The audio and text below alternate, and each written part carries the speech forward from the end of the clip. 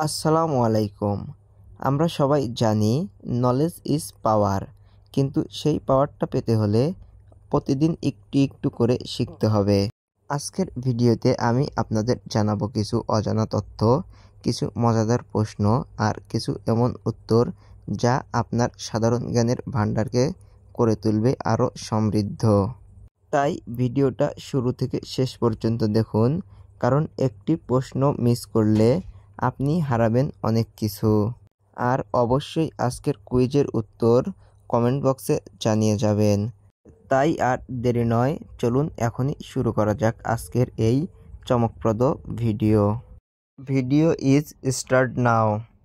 সম্প্রতি বিশ্বের অষ্টম সর্বোচ্চ চূড়া মানালসু জয় করা বাংলাদেশি পর্বত আরোহীর নাম কি? সম্প্রতি মানালসু জয় করা বাংলাদেশি পর্বত আরোহীর নাম হলো তৌফিক আহমেদ। বিশ্ব বুদ্ধিভিত্তিক সম্পদ সংস্থা WIPO এর সদর দপ্তর কোথায় অবস্থিত? বিশ্ব বুদ্ধিভিত্তিক সম্পদ সংস্থা WIPO এর সদর দপ্তর অবস্থিত সুইজারল্যান্ডের জেনেভা শহরে। ঈশ্বরচন্দ্র বন্দ্যোপাধ্যায়কে বিদ্যাসাগর উপাধি দেয় কোন প্রতিষ্ঠান? ঈশ্বরচন্দ্র বন্দ্যোপাধ্যায়কে বিদ্যাসাগর উপাধি দেওয়া প্রতিষ্ঠানের নাম হল সংস্কৃত কলেজ। গ্রিনল্যান্ড কোন দেশের স্বশাসিত অঞ্চল? গ্রিনল্যান্ড হল ডেনমার্কের স্বশাসিত অঞ্চল। বাংলাদেশ সামুদ্রিক খাত থেকে বছরে কী পরিমাণ আয় করে? বাংলাদেশ সামুদ্রিক খাত থেকে বছরে আয় করে প্রায় $1.75 বিলিয়ন।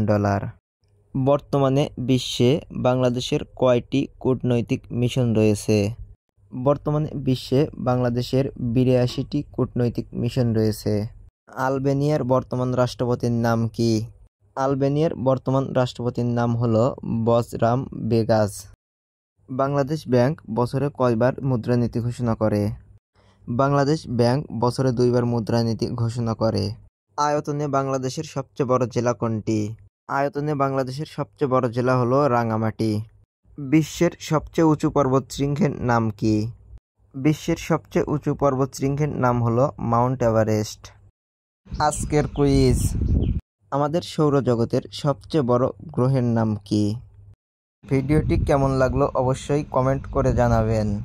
ভালো লাগলে লাইক, কমেন্ট আর শেয়ার করতে ভুলবেন না।